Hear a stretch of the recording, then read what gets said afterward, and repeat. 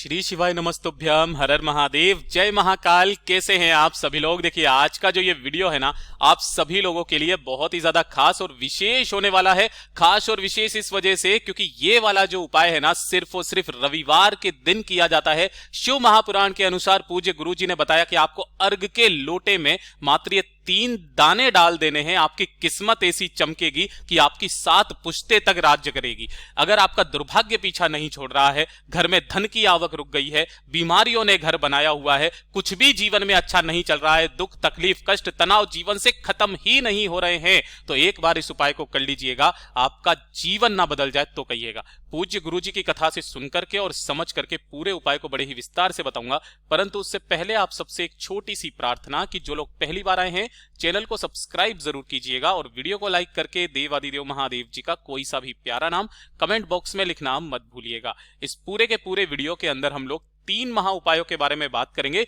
जो कि आपकी अलग अलग कामना पूर्ति के लिए सिद्ध होंगे। तो ध्यान से सुनते चले जाना, समझने की कोशिश करना। सबसे पहले बात करते हैं पहले वाले उपाय की, जो कि आपको अर्घ के लोटे में 3 दाने डाल करके यह उपाय करना होगा।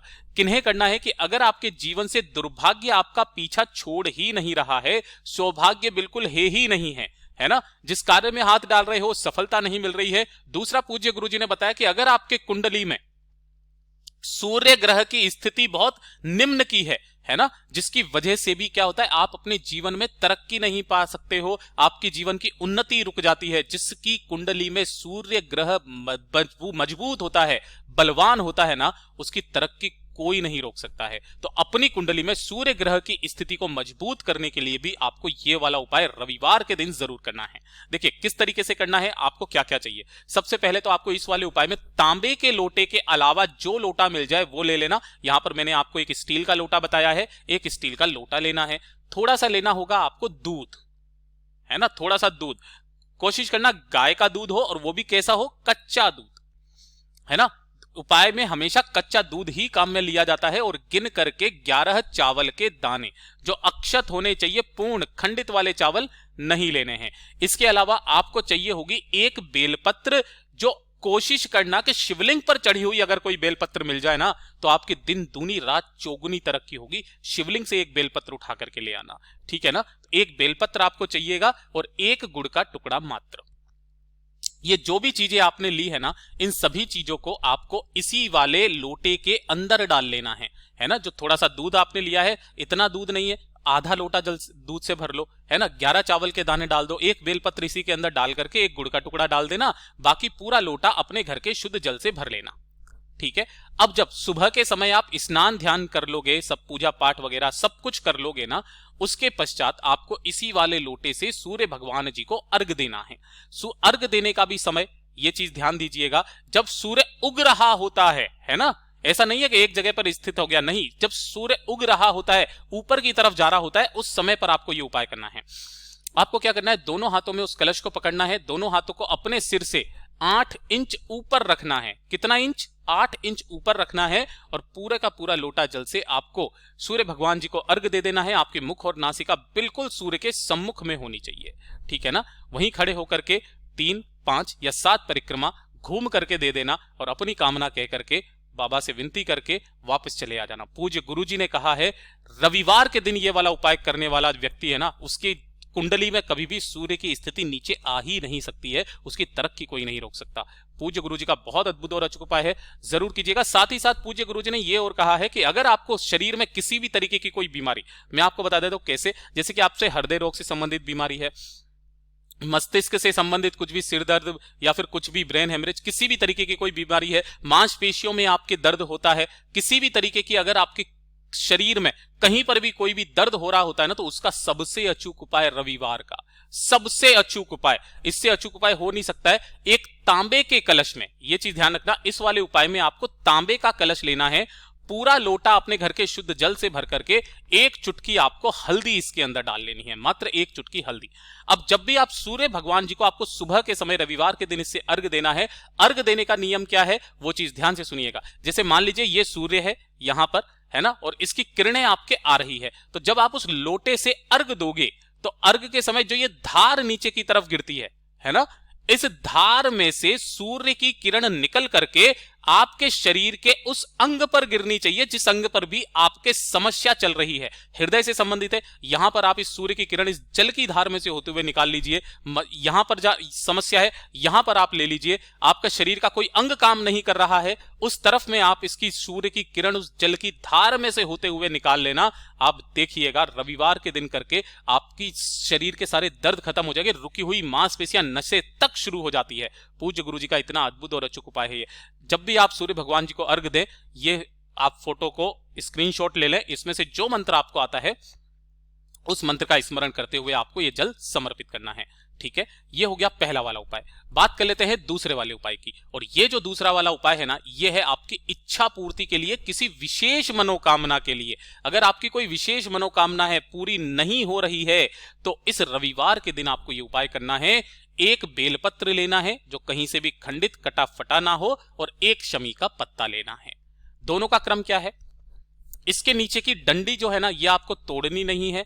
दूसरा, जो शमी का पत्ता लोगे वो आपको यहां से तोड़ना है। ये पूरा जो गोले में बनाया है ये एक शमी का पत्ता है, ठीक है ना। और मात्र एक बूंद शहद की लेनी है, एक बूंद शहद।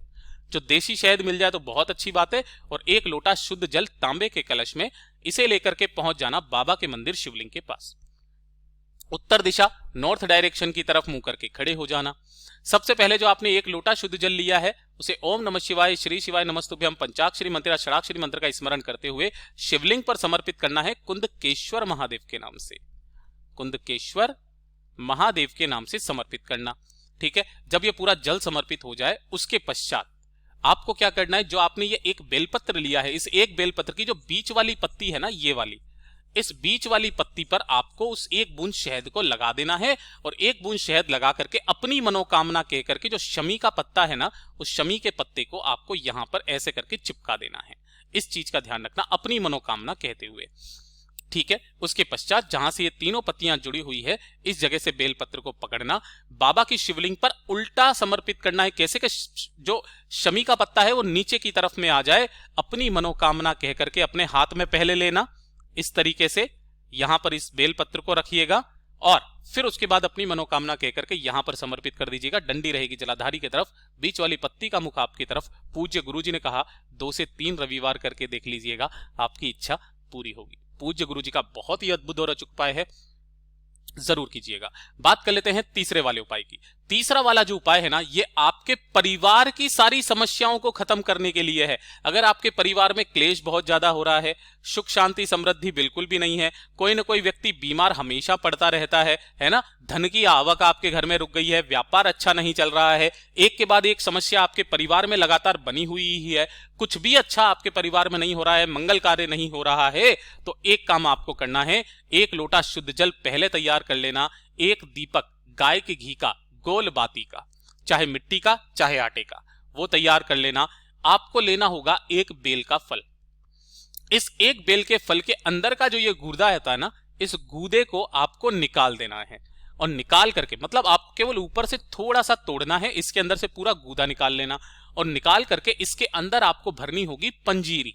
अब भैया पंजीरी कैसे बनाते हैं, तो जिसे आपकी ये कढ़ाई है ना, इस कढ़ाई के अंदर थोड़ा सा आपको लेना है गेहूं का आटा।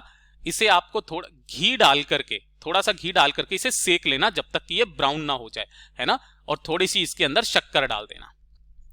ऐसे करके पंजीरी बन जाती है। जो आप ड्राई फ्रूट्स वगैरह डालना चाहो डाल लेना। इस तरीके से पंजीरी बना लेना, है ना। और पंजीरी बना करके इसी पंजीरी को आपको इस वाले बेल के फल में डाल देना है, और इसका मुंह वापस से बंद कर देना है, ढक्कन लगा देना है। इस बेल के फल को लेकर के अपने पूरे घर में ओम नमः शिवाय मंत्र का स्मरण करते हुए घूम जाना है ना। घूम जाना, और घूम जाने के पश्चात इस बेल के फल को लेकर के पहुंच जाना किसी भी बेल पत्र पेड़ के नीचे। वहां खड़े होकर के अपने पितरों का स्मरण करके अपने परिवार की सुख शांति समृद्धि की कामना करते हुए एक छोटा सा गड्ढा खोदना। उस गड्ढे के अंदर आपको इस बेल के फल को गाड़ देना है, मिट्टी ऊपर से डाल करके 2 पत्थर लगा करके, है ना। हो सके एक लोटा शुद्ध जल जो लेकर के आए हो उसे समर्पित कर देना, और एक दीपक अपने पितरों के नाम का जला करके आ जाना। यहां पर आप पितरों से केवल स्मरण करेंगे। जो दीपक आप लगाओगे ना, वो आप लगाओगे महादेव का एक बहुत प्यारा सा नाम है, अवधूतेश्वर महादेव के नाम से। ध्यान रखना, ये जो दीपक है पितरों के नाम से नहीं लगाना है, पितरों का केवल स्मरण करना है। और जो दीपक लगाओगे वो अवधूतेश्वर महादेव के नाम से लगाओगे, है ना। पूज्य गुरुजी ने कहा जो सोमवार पड़े, जो प्रदोष पड़े, जो शिवरात्रि पड़े, जो विशेष तिथि पड़े, उस दिन इस वाले उपाय को करना स्टार्ट कीजिएगा। आपके घर में सुख शांति समृद्धि वैभव बढ़ने लगेगा, क्लेश खत्म होंगे, बीमारियां खत्म होगी। पूज्य गुरुजी के सभी उपाय बहुत ही ज्यादा खास और अद्भुत है, जरूर कीजिएगा। वीडियो पसंद आए तो लाइक जरूर करना, साथ ही साथ चैनल को सब्सक्राइब जरूर कीजिएगा। मैं आपसे मिलता हूं अगले वीडियो में, तब तक के लिए ओम नमः शिवाय, हर हर महादेव, जय महाकाल।